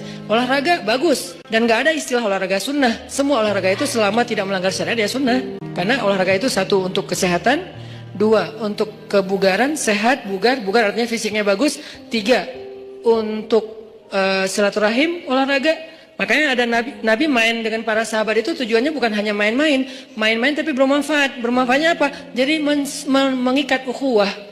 Kadang-kadang kita butuh ketawa untuk ukhuwah, bukan hanya butuh tausiah. Sama-sama butuh, tapi yang balance. Makanya Ali mengatakan rawihul qulub. Rawihu itu dari kata rehat. Rehatkan, istirahatkan hati kalian, karena hati itu bisa bosan sebagaimana fisik juga bisa bosan. Nuruddin Zinki, salah satu tokoh favorit saya di Aleppo, Suriah. Dia gurunya Salahuddin Al-Ayyubi. Kalau mau kita lihat siapa Salahuddin, nggak nggak afdol kalau kita belum lihat siapa di balik Salahuddin, yaitu Nuruddin Zinki. Keren banget, lebih daripada Salahuddin Ayyubi. Beliau dalam satu waktu bikin lomba berkuda di antara prajurit-prajuritnya, berkuda selama 3 hari. Berkudanya tuh lomba, seru-seruan. Terus mereka kayak freestyle gitu kudanya. Kalau kita kan ada riding, ada freestyler kan. Freestyle itu kan mungkin kayak anak mobil, mungkin kayak ngedrift gitu kan. Atau anak motor mungkin kayak ngejumping dan segala macam. Freestyle lah pokoknya. Nggak riding, nggak touring. Biasanya riding, touring, sekarang freestyle semua. Main-main, ketawa, ada yang jatuh diketawain. Ketika ada orang yang ahli ibadah, bukan ahli dakwah, ini bedanya ahli ibadah sama ahli dakwah. Ada orang ahli ibadah mendengar berita ini, kalau Nuruddin lagi bikin acara freestyle kuda, ahli ibadah ini kemudian mengirim surat kepada Nuruddin Zinki. Isi suratnya apa? Nuruddin, ittaqullah. Kan orang kalau ngomong idealis tuh kesannya dia paling benar ya. Pakai ayat, pakai hadis, kesannya dia benar dan kita salah. Jadi kita jadi tiba-tiba kok saya jadi salah ya? Gitu, ittaqullah, langsung menjudge. Takutlah kamu kepada Allah. Seolah-olah Nuruddin baru bikin dosa. Kalimat ittaqullah itu kan kalimat kepada orang yang baru bikin dosa. Ittaqullah, istaghfirillah, tub ala Allah. Jadi kayak kamu tuh dosa banget, takut sama Allah, gitu kesannya. Nuruddin, ittaqullah, takutlah kamu kepada Allah. Yang kamu lakukan ini semuanya sia-sia. Waktu kita itu nanti akan dimintai pertanggungjawaban setiap detiknya, panjang. Keluarin ayat, keluarin hadis. فَمَنْ يَعْمَلْ مِثْقَالَ ذَرَّةٍ خَيْرًا يَرَهُ وَمَنْ يَعْمَلْ مِثْقَالَ ذَرَّةٍ شَرًّا يَرَهُ وَالْعَصْرِ إِنَّ الْإِنسَانَ لَفِي خُسْرٍ. Semua ayat keluar, semua hadis keluar. Kesannya Nuruddin itu main-main dan sia-sia. Ini bedanya orang yang hanya tinggal di dalam masjid dengan orang yang turun ke dalam objek-objek dakwah dan jihad. Mereka akan lihat realitas yang berbeda banget di dalam masjid. Di dalam masjid mah semua orang baik, soleh. Nggak diuji kita di dalam masjid, sedikit kalaupun ada. Tapi begitu di luar, akhirnya Nuruddin Zinki membalas. Balasannya apa? Akhi fillah, saudaraku karena Allah. Sebetulnya saya tidak ingin menyampaikan ini, tapi karena engkau sudah menuduh saya dengan tuduhan-tuduhan yang tidak benar, saya perlu tabayyun, kata Nuruddin. Kami itu udah berjihad berbulan-bulan, melintasi gunung-gunung yang tinggi, melintasi padang pasir, musim panas, musim dingin, menghadapi musuh-musuh yang berkali-kali lipat lebih banyak dari kami. Kami dan kuda-kuda kami sudah melihat darah tuh terus-terusan, setiap hari ngelihat darah, setiap hari ngelihat potongan tubuh manusia. Lelah, tidak tidur berhari-hari, kehausan, tidak minum kecuali beberapa tetes air saja dalam sehari. Kami itu sudah berjihad berbulan-bulan, kata Nuruddin. Sehingga saya melihat pasukan saya mulai stres. Kuda-kuda kami mulai stres. Kuda kalau stres susah dipakai. Jadi nggak akan sesuai dengan instruksi dari penunggangnya, kesatrianya. Dia stres. Ngelihat musuh dari kejauhan, kadang-kadang bukan ngelihat musuh. Ngelihat pohon aja dikira musuh. Wah, banyak banget musuhnya, lari. Kuda stres kan bahaya kan? Dan bisa membahayakan penunggangnya. Gimana mau rapi dalam soft jihad kalau kudanya pada stres? Kayak nggak pernah diservis. Ibarat motor nggak pernah diservis, dibawa tuh sampai olinya udah kayak lumpur. Akhirnya kami bawalah, kalau bahasa kita, diservis. Diservis itu apa? Dengan cara kalau diservis motor kita bawa ke bengkel servis nih, ganti oli, apa segala macam dibersihin, kayak gitu-gitu kan. Kalau servis kuda dibawa main. Karena kuda itu servisnya dengan main, bukan makan, minum, dan segala macam. Akhirnya kudanya bisa ikut main sama penunggangnya, lucu-lucuan, guling-guling. Kudanya menjatuhkan penunggangnya, terus diketawain dengan lain. Dan prajuritnya juga diservis dengan cara apa? Entertain, mereka butuh hiburan. Jangan berpikir ketika ada orang berhibur sebentar, seolah-olah udah seluruh hidupnya berhibur, sampai kita menuduhnya bahwa hidupnya sia-sia. Ini terlalu gampang menjudge orang lain. Bisa jadi itu bagian dari program dakwah. Itu jawaban Nuruddin. Jadi saya ingin supaya prajurit saya segar lagi, ukhuwah mereka kuat lagi, lebih soft, barisan mereka lebih bagus lagi, dan kuda-kuda mereka lebih sehat dan bugar lagi. Dibalas kepada ahli ibadah. Baru kemudian ahli ibadah, ya tapi kan gak harus gitu juga. Oh panjang, akhirnya gak beres. Yang namanya juga orang kalau udah dengki. Sama dengan Fudail bin Iyad dengan Ibnu Mubarak. Fudail bin Iyad ahli ibadah di 2 Masjidil Haram. Masjid Nabawi dia ahli ibadah dan mengajar di Masjid Nabawi. Di Masjidil Haram juga dia ahli ibadah dan mengajar di Masjidil Haram. Tapi nggak pernah keluar dari masjid. Sehingga yang dia tahu realitas dunia ini hanya realitas masjid. Tentang sholat harus rapi, tentang kalau sholat kita sunnah sendiri harus pakai sutro. Itu kan realitas-realitas dinamika masjid kan. Tentang waktu azan itu jangan diburu-buru, antara azan dan iqomah itu dikasih jeda waktu. Kemudian masalah menutup aurat dalam pakaian sholat, kemudian masalah kenceleng. Itulah realitas masjid. Sangat mungkin belum banyak. Ketika keluar dari masjid, realitasnya tuh beragam, nggak sesederhana masjid, rumit. Kalau di dalam masjid itu sederhana realitasnya, sehingga nggak butuh pemikiran rumit untuk menyelesaikannya. Di luar masjid itu rumit banget. Baru aja di teras masjid udah rumit, masalah sendal ketuker. Kalau ketukernya dengan yang lebih bagus sih bukan masalah, nggak akan ngomong, diem-diem aja. Ini masalahnya ketukernya dengan yang ya gimana gitu. Nah, akhirnya ini nih yang jadi realitas, apalagi keluar dari pintu masjid. Udah keluar pintu masjid, tangga masjid, keluar tangga masjid, parkiran masjid. Di parkiran udah realitas, baru datang udah lihat mobil atau motor udah kebaret. Wah nih tadi karena motornya desak-desakan, spion kita lah, atau bodi motor kita yang baru lah udah coret-coret, atau mungkin motor kita posisinya kok nggak enak gitu di tengah kena hujan, padahal tadi perasaan parkirnya di atasnya ada atap, sekarang kena hujan jadi basah, padahal habis dicuci segala macam. Itu udah realitas. Sehingga ketika Ibnu Mubarak melihat Fudail bin Iyad asik aja mengajar di dalam masjid, Ibnu Mubarak mengirim surat kepada Fudail bin Iyad yang kemudian jadi nasyid, jadi lagu. Ya abidal haramain, wahai hamba yang beribadah di dua masjidil haram. Ya abidal haramain, law absartana la'alimta annaka bil ibadati tal'abu. Wahai orang yang beribadah di dua masjidil haram siang dan malam, tahajud, itikaf, tilawah, ngajar ilmu, kalau kamu melihat apa yang kami lakukan di luar sini, maka kamu akan menganggap ibadahmu itu cuma main-main. Padahal udah di masjidil haram dan di masjid Nabawi, tapi masih dianggap main-main. Kalau dibandingkan dengan apa? Dibandingkan dengan dakwah dan jihad. Karena dakwah itu nggak sederhana ibadah. Ibadah kita semua yang datang orang-orang udah pada soleh, yang pengen ibadah, gampang diatur. Shaf luruskan, lurus nggak? Lurus. Coba suruh luruskan shaf di belakang zebra cross. Segampang meluruskan shaf di masjid? Enggak, itulah realitas, itu perbandingannya. Kalau kita belum bisa menyuruh masyarakat, social behaviornya lurus di belakang zebra cross, berarti kita belum menyelesaikan masalah masyarakat. Berarti belum berdakwah, baru beribadah di dalam masjid. Itu bandingannya, segampang mana? Mana lebih gampang nyuruh orang lurus di belakang zebra cross, apa nyuruh orang untuk ikut imam? Ikut imam. Jangan kalian mendahului atau menyamai gerakan imam. Oke. Allahu Akbar, Allahu Akbar. Pas bangkit dari sujud, Allah.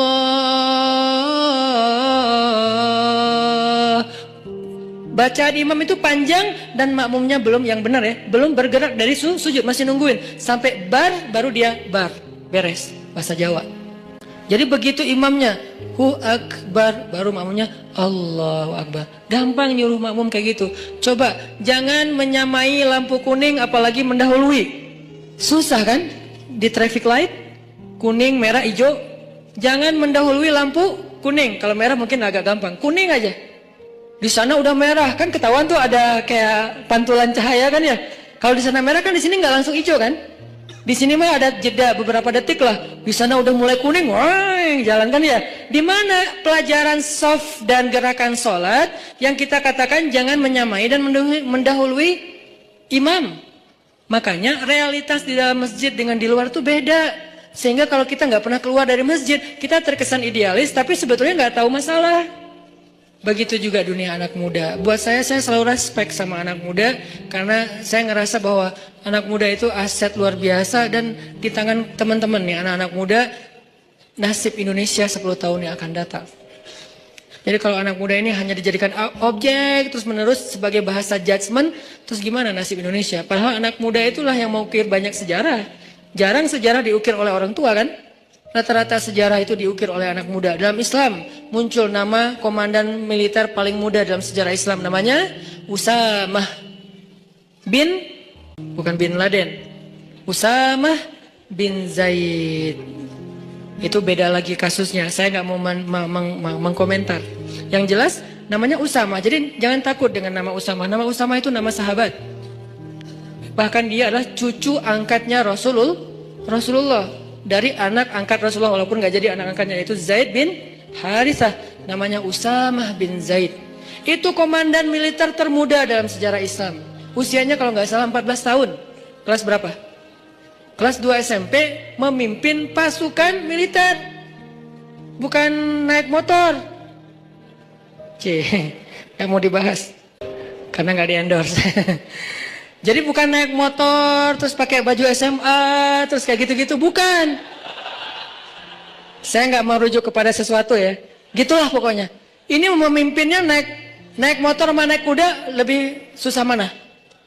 Kuda. Kecuali buat orang-orang ya kayak di Lombok, di daerah-daerah yang banyak kuda kan, itu keren banget sih. Saya kayak local pride banget lah itu mah. Jadi naik kuda, memimpin pasukan, dan itu bukan riding. Walaupun riding juga keren. Tapi ini menghadapi musuh usia 14 tahun loh. Kalau nggak matang mentalnya, nggak mungkin Nabi memberikan kesempatan dia jadi panglima militer. Yang ngasih itu surat kuasanya tuh langsung dari Nabi. Bahkan ketika Abu Bakar jadi khalifah, lalu Umar nggak setuju Usamah jadi panglima militer, Abu Bakar marah kepada Umar. Ya Umar, kamu ingin menyobek surat Rasulullah? Kamu ingin mencoret kalimat-kalimat Rasulullah? Ini langsung Rasulullah yang nunjuk Usamah pemimpin militer. Bahkan kalau seandainya pasukan itu kita harus ada di dalamnya, engkau wahai Umar harus tunduk kepada Usamah. Nanti ada lagi yang membebaskan satu negeri yang selama beribu-ribu tahun gak bisa dibebaskan, usia 21 tahun. Muhammad, atau kita juluki Al-Fatih, bukan sang penakluk, sang pembebas. Karena terjemahan yang lebih tepatnya bukan penakluk, tapi pembebas. Dia nggak menaklukkan siapa-siapa, apalagi cewek. Kalau kita di zaman sekarang mungkin ada penakluk cewek gitu kan, ini nggak membebaskan. Cewek dibebaskan dari apa? Dari perbudakan, dari penghinaan. Muhammad Al-Fatih.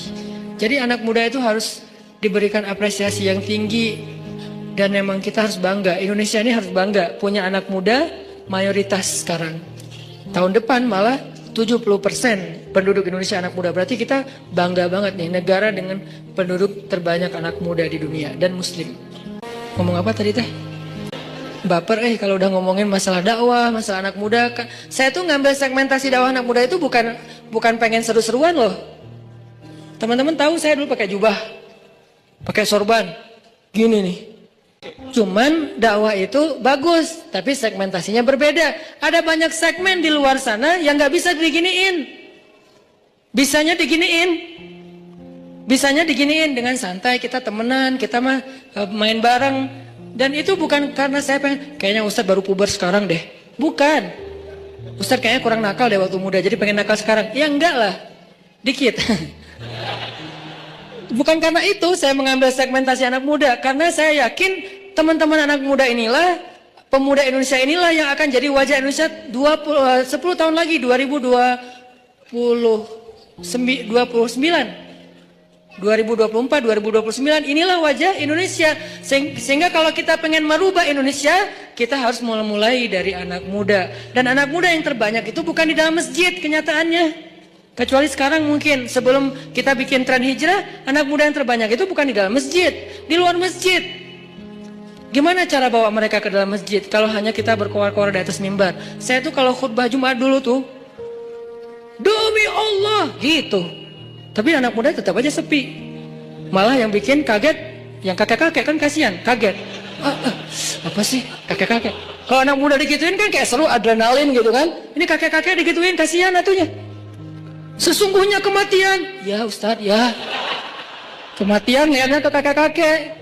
Nah ini udahlah, masa-masa itu saya udah beres. 8 tahun saya dakwah di Bandung dengan cara itu. Sekarang saya pengen segmentasinya jelas anak muda, karena saya berharap lebih ke anak muda. Saya pengen, selalu saya share, mimpi kita bersama adalah suatu saat muazzin kita itu adalah wakil pejabat. Mau wakil presiden, wakil gubernur, wakil wali kota. Dan dia udah belajar azan di masjid-masjid ketika dia masih muda, azannya azan baper dari hati. Kebayang aja wakil presiden manggil kita sholat di Masjid Istiqlal, live streaming. Hayya 'alas shalah,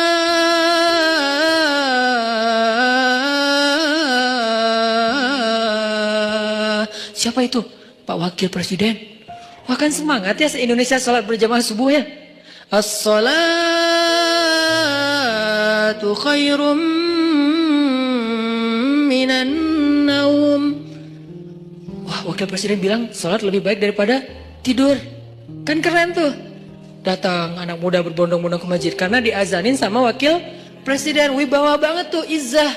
Begitu masuk qamat nih, Allahu Akbar, Allahu Akbar, asyhadu an la ilaha illallah. Wakil Presiden, istau sufufakum. Siapa? Presiden. Wah, keren ya. Allahu Akbar. Presidennya gagah, dia izzah kepada musuh-musuh Allah, tapi rohama ubainahum. Jangan di sini dia bersikap keras. Masa kepada sesama kaum muslimin dia sifatnya asyidda? Kebalik atau ayatnya?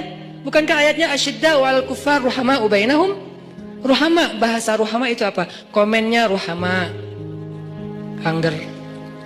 Komennya rohama, ngomongnya rohama, di grup broadcastnya rohama, kalau ketemu kaum muslimin itu rohama.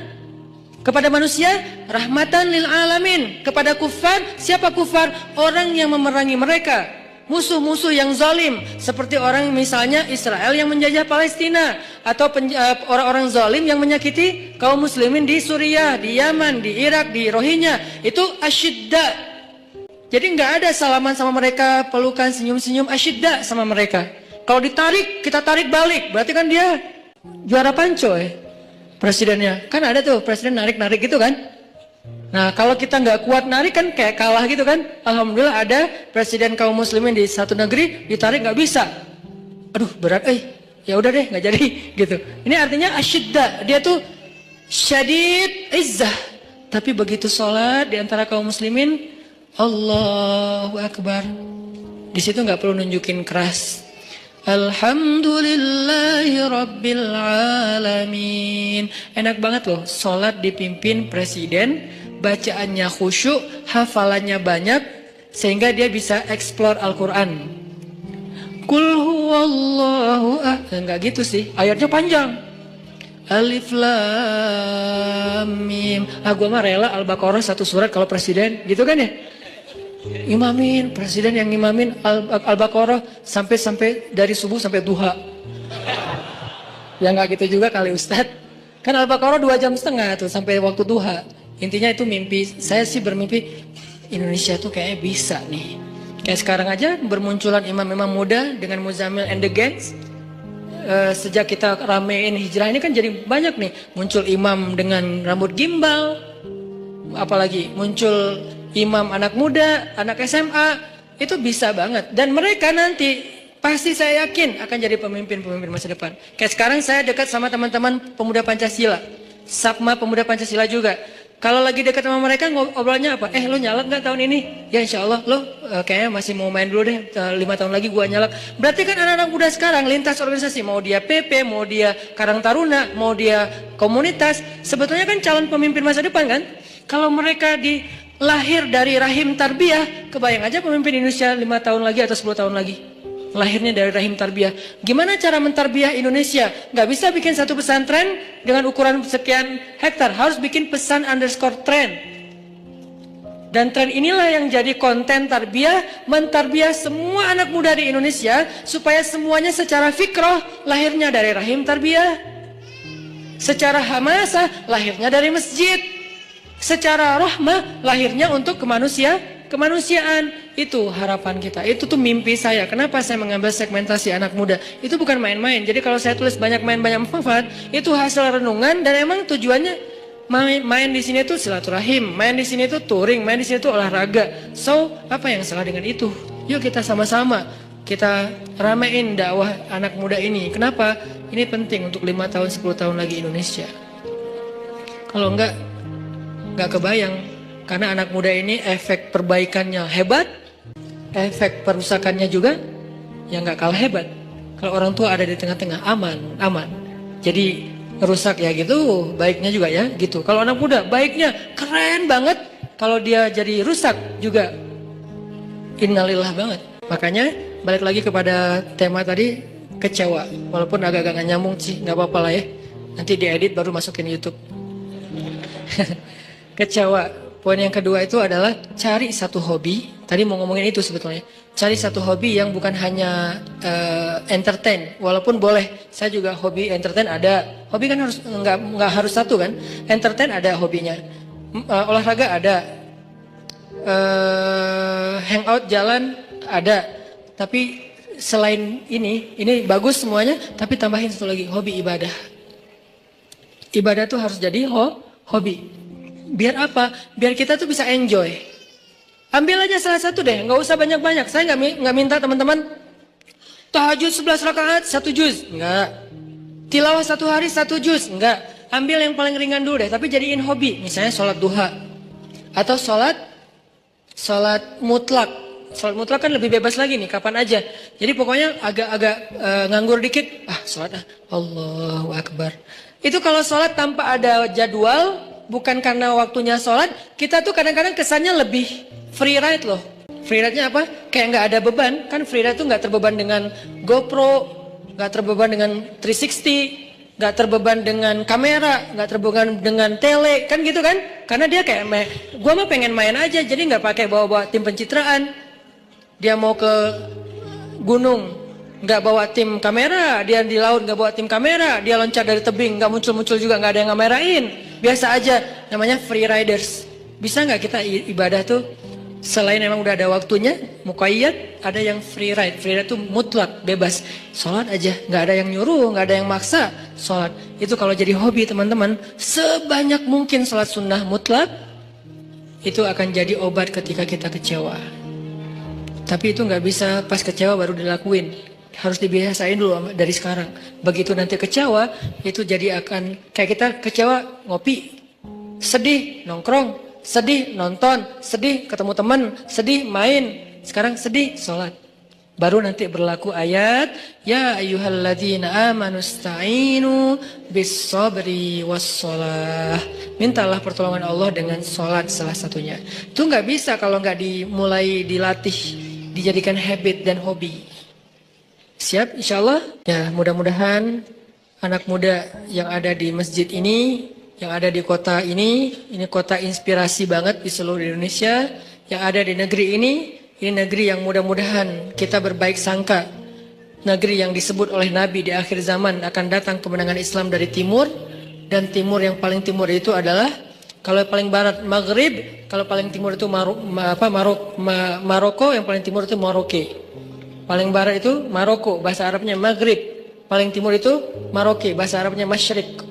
Berarti kalau di sana Maghribnya udah beres dengan banyak cerita, yang belum giliran peradaban itu cuman Masyrik, Maroke, dan itu adanya di Indonesia. Mudah-mudahan anak muda inilah yang nanti akan menemani Imam Mahdi membebaskan Palestina. Saya punya azam secara pribadi, saya bisa aja datang ke Palestina sekarang untuk bikin traveling, umroh atau apalah, atau datang sendiri juga insya Allah bisa ke Palestina. Saya kenapa nggak mau? Saya udah datang ke Masjid Haram berkali-kali, Masjid Nabawi pastinya. Kenapa Palestina nggak? Saya punya azam, saya kalau mau datang ke sana tuh jangan melancong. Walaupun boleh-boleh aja sih yang buat mau jalan ke sana nggak masalah. Tapi saya pribadi nih ya, saya pengen datang ke sana itu sebagai salah satu barisan pembebas. Kalau udah meninggal Ustaz, maka cita-cita ini saya wariskan kepada anak-anak laki saya. Kalau mereka enggaknya, wariskan kepada cucu-cucu laki saya. Pastinya harusnya ini adalah cita-cita kita bersama. Pengen datang ke Al-Aqsa, sholat di pelataran masjidnya, diimamin oleh Imam Mahdi, sholat subuh, tiba-tiba dari langit kelihatan cahaya. 2 malaikat turun bersama di tengah-tengahnya Nabi Isa. Berpegangan kepada sayap malaikat turun, sholat subuh yang paling luar biasa, kolosal. Lalu Imam Mahdi sama Nabi Isa dorong-dorongan siapa yang jadi imam. Nabi Isa aja, Mahdi aja, Nabi Isa aja, Mahdi aja. Nggak ada saya lagi di situ. Ustaz Hanan aja, enggak lah. Siapa saya gitu kan ya? Nggak, udah tinggal 2 orang imamnya. Jadi nggak ada yang boleh caper-caperan. Siapa yang dorong saya ya? Nggak ada, nggak berlaku. Cuma 2 yang berlaku. Antara Nabi Isa atau Imam Mahdi, kemudian salah satunya jadi imam, beres sholat subuh, speech. Kita akan kejar Dajjal. Di mana dia? Di daerah Lot City. Bahasa hadisnya Bab Lud. Sekarang udah ada Lot City? Udah ada Lot City, cari aja di Google. Lod City itu salah satu bandara internasionalnya Israel. Jadi ada beberapa bandara internasional, salah satunya di kota Lod City, itu bandara internasional. Di sana akhirnya semuanya serentak. Itulah hari pembebasan manusia dari kezoliman orang-orang yang zalim. Itu bukan hanya hari orang beriman, tapi itu adalah hari kemenangan bagi semua manusia karena mereka menjadi dihargai kemanusiaannya. Dan saya punya cita-cita kalau Allah kasih kesempatan, saya pengen jadi salah satu. Tapi untuk bisa berada di barisan itu kan seleksinya ketat ya. Kita pantaskan diri kita. Cara ikhtiar saya memantaskan diri, saya terlibat dalam dakwah pemuda hijrah. Saya bikin pemuda hijrah. Saya mikir gimana caranya dakwah hijrah ini benar-benar bisa akses di seluruh Indonesia dan dunia. Sehingga nanti kalau Imam Mahdi muncul, saya dianggap pantas. Masuk lo. Saya imam, ya, oh iya, masuk aja. Kenapa? Udah pantas, karena punya karya kan? Kita punya nggak karya nih? Cara kita biar punya karya gimana? Jangan bikin sendiri-sendiri, karena kapasitas kita bukan sebagai ustadz. Support ustadznya. Apa kapasitas teman-teman? Anak mobil, di sini ada teman-teman anak mobil, anak modifikasi. Kita mau bikin event bareng. Anak apa lagi? Anak seni.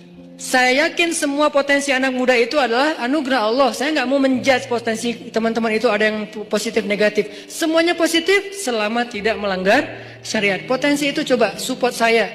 Man ansari ilallah. Siapa di antara kalian yang mau mensupport saya di jalan Allah? Itu kan akad dakwah. Yuk kita bangun negeri ini. Karena dakwah kita kan dakwah damai kan. Kita kan nggak mau ribut-ribut. Kalau terpaksa ribut dan kontroversi di sosmed, ya bukan karena kita. Pernah nggak saya sengaja rame-ramein di sosmed biar heboh gitu, biar followers saya naik? Ya enggak lah. Kalau sesekali ada, ya qadarullah naik followers. Sih, sombong. Padahal kalau mau digitu-gitu kan tinggal ambil yang trending topik apa sekarang. Masalah misalnya pernikahan. Ya udah saya bikin komen saya tentang bab itu. Kan naik tuh followers saya kan ya. Karena viewernya gede. Buat apa? Saya nggak kayak gitu. Tapi kalau terjadi kontroversi sesekali ya qadarullah untuk menguji kesabaran, menguji iman. Intinya teman-teman, yuk sama-sama kita jadikan Indonesia ini benar-benar kiblat peradaban. Kalau kiblat sholat nggak boleh, kiblat sholat tetap Mekah. Kiblat peradaban yang dimulai dari anak muda. Dan itu mungkin banget dari Bandung. Kenapa? Bandung punya sejarah. Tinggal kita mengulangi sejarah itu. Apa yang pernah terjadi akan terjadi lagi. Tidak ada yang baru di bawah matahari. Kata siapa Ustaz? Lupa, saya cari aja di Google. Mudah-mudahan bermanfaat. Oke, mudah-mudahan apa yang tadi kita dapatkan bisa jadi tambahan iman, memperbaiki akhlak, membuat kita lebih semangat lagi tongkrong dalam majelis ilmu. Dan saya titip satu hal, anak muda ayo bangkit. Bangkit bersama, bangkit dengan bersatu. Jangan sampai urusan politik 2019 April memecah belahkan anak muda. Nggak boleh. Kita boleh beda pilihan, tapi kita nggak boleh saling mencela dan berpecah belah. A'udzu billahi minasyaitonir rajim. Bismillahirrahmanirrahim. Alhamdulillahi rabbil alamin. Alhamdulillahi rabbil alamin hamdan yuwafi ni'amahu wa yukafi'u mazida. يا ربنا لك الحمد كما ينبغي لجلال وجهك الكريم وعظيم سلطانك اللهم أنت السلام ومنك السلام وإليك يعود السلام فحينا بالسلام وأدخلنا الجنة دار السلام تباركت ربنا وتعاليت يا ذا الجلال والإكرام اللهم صلِّ وسلم وبارك على سيدنا محمد وعلى آله وصحبه أجمعين. Duhai Allah yang maha pengasih lagi maha pemurah. Duhai Allah yang maha baik dan maha pengertian. Duhai Allah yang maha lembut dan maha santun, duhai Allah yang maha mengetahui dan maha bijaksana, inilah kami hamba-hambamu ya Allah, datang ke sini untuk berpasrah kepadamu ya Allah. Kami serahkan pikiran kami untuk Engkau tuntun kepada ilmu yang benar. Kami serahkan lisan kami agar bisa bertutur dan berzikir dengan nama-namamu yang mulia. Kami serahkan telinga kami agar mampu mendengar ayat-ayat dan hikmah-hikmah tentang kebesaran-Mu. Kami serahkan tangan kami agar mampu bermanfaat dan memberi sesuatu yang bisa menyelesaikan urusan hamba-hamba-Mu. Kami serahkan kaki kami agar mampu melangkah berjalan menuju rumah-Mu dan tempat-tempat yang Engkau ridhoi.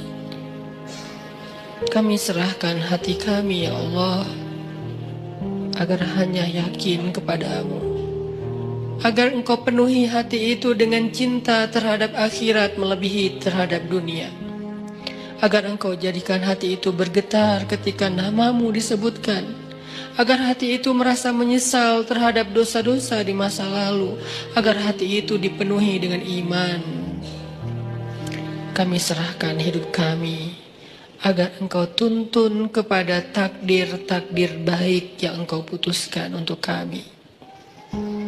Kami percaya ya Allah, Engkau tidak pernah menginginkan keburukan untuk hamba-Mu. Engkau tidak pernah sengaja memberikan musibah kepada hamba-Mu. Engkau tidak pernah sengaja menyakiti hamba-Mu. Engkau tidak pernah sengaja membalas hamba-Mu dengan kemurkaan-Mu. Karena kami yakin rahmat-Mu mendahului marah-Mu, kasih sayang-Mu mendahului amarah-Mu, sifat kasihan-Mu mendahului murka-Mu.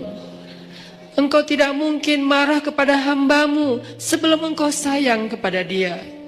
Engkau tidak mungkin murka kepada hamba-Mu sebelum Engkau kasihan kepada dia. Engkau tidak mungkin mengambil nikmat dari hamba-Mu sebelum Engkau berlimpahi dia ya Allah. Karena sesungguhnya rahmat-Mu lebih luas daripada kemarahan-Mu. Kami berserah kepadamu ya Allah. Kami serahkan diri kami, hidup kami, jiwa kami hanya kepadamu ya Allah. Tuntun kami ke arah yang Engkau kehendaki. Kami pasrah, kami ikut ya Allah.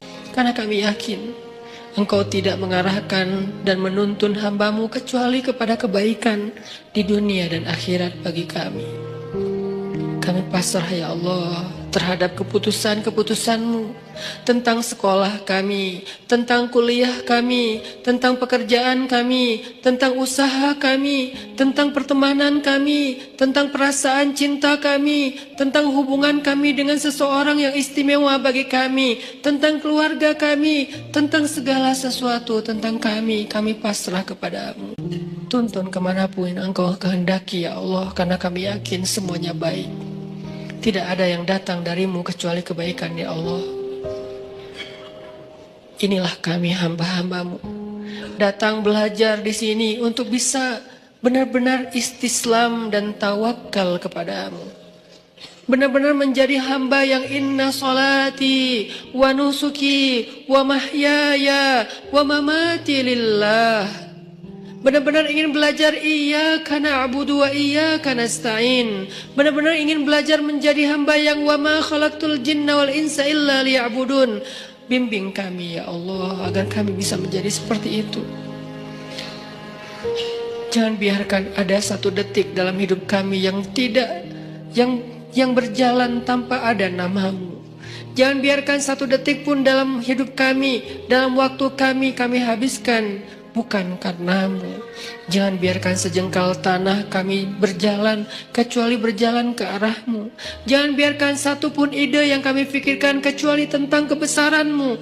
Jangan biarkan satu rasa kami rasakan di dalam dada kecuali kagum kepadamu. Tuntun kami ya Allah, ajarkan kami ya Allah.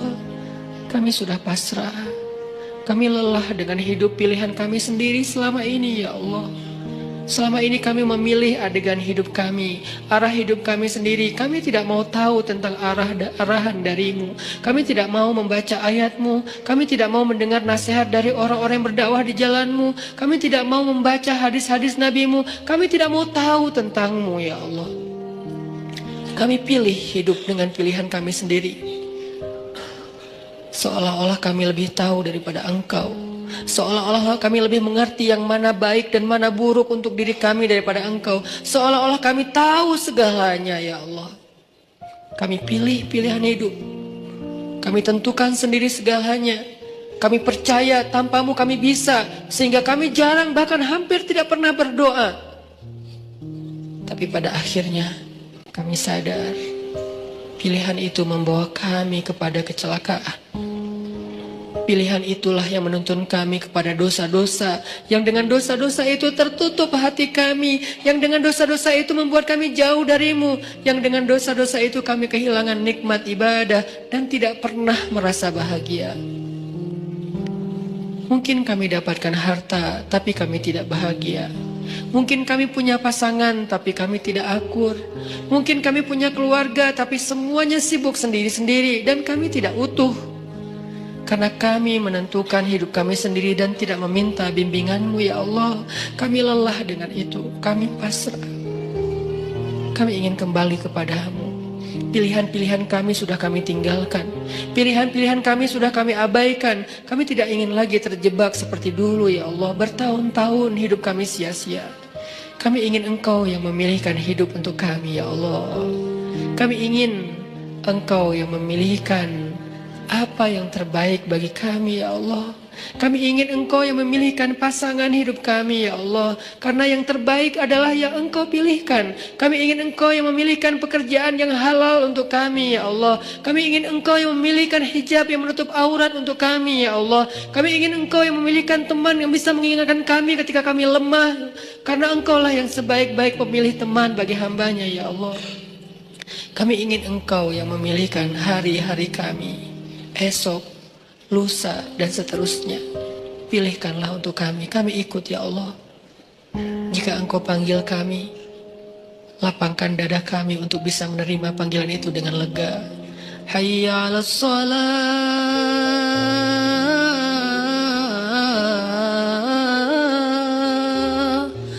Ya Allah, jangan biarkan kami mendengar suara itu dengan marah. Jangan biarkan kami mendengar suara itu dengan terbeban. Kami ingin merasakan nikmatnya mendengar suara azan. Kami ingin merasakan hati kami bergetar ketika mendengar namamu disebutkan. Kami ingin merasakan panggilan itu adalah panggilan terindah, senandung terindah yang pernah kami dengar. Jangan biarkan ada satupun senandung, irama, lagu apapun yang lebih indah bagi kami daripada suara azan ya Allah. Ya, kami berhibur dengan lagu-lagu. Kami berhibur dengan senandung-senandung manusia. Tapi kami tidak mau senandung itu mengalahkan suara azan. Celaka kami jika kami mengganti suara azan dengan hiburan-hiburan makhluk ya Allah. Itu hanyalah kesenangan sesaat. Tetapi hiburlah kami dengan suara azan dan bacaan Al-Quran. La uqsimu biyaumil qiyamah. Hibur kami dengan ayat itu ya Allah. Fabi ayyi ala'i rabbikuma tukadziban. Hibur kami dengan ayat itu ya Allah. Ya ayyuhalladzina amanu, beri kami kemampuan untuk merasakan panggilan itu ya Allah. Seolah-olah Engkau memanggil kami secara pribadi. Jangan biarkan kami berpikir bahwa panggilan itu bukan untuk kami. Lalu siapa kami jika bukan orang beriman? Kenapa kami ketika dipanggil ya ayyuhalladzina amanu tidak merasa? Ketika dipanggil ya ayyuhal kafirun kami tersinggung. Apakah kami benar-benar kufur kepadamu? Kenapa kami lebih terkesan dengan kalimat ya ayyuhal kafirun daripada ya ayyuhalladzina amanu? Apakah selama ini kami kufur kepadamu ya Allah? Bimbing kami ya Allah. Kami berazam setiap pekan untuk selalu hadir dalam majelis ilmu ini ya Allah.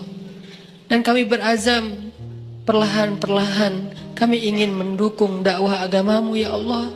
Kami ingin melihat negeri ini di mana agamamu tegak di dalamnya. Karena tegaknya agamamu adalah tegaknya kemanusiaan. Menangnya agamamu adalah menangnya kemanusiaan. Karena tidak ada kezaliman di dalam agama ini ya Allah. Kami ingin melihat suatu hari nanti salah satu di antara kami yang ada di sini mengumandangkan azan untuk rakyatnya. Salah satu di antara kami yang ada di sini mengimami sholat untuk rakyatnya sebagai kepala negara, kepala daerah, atau pemerintah kota, atau pemimpin di dalam lingkungannya. Duhai Allah, wujudkan harapan-harapan kami, karena Engkaulah satu-satunya yang mewujudkan harapan.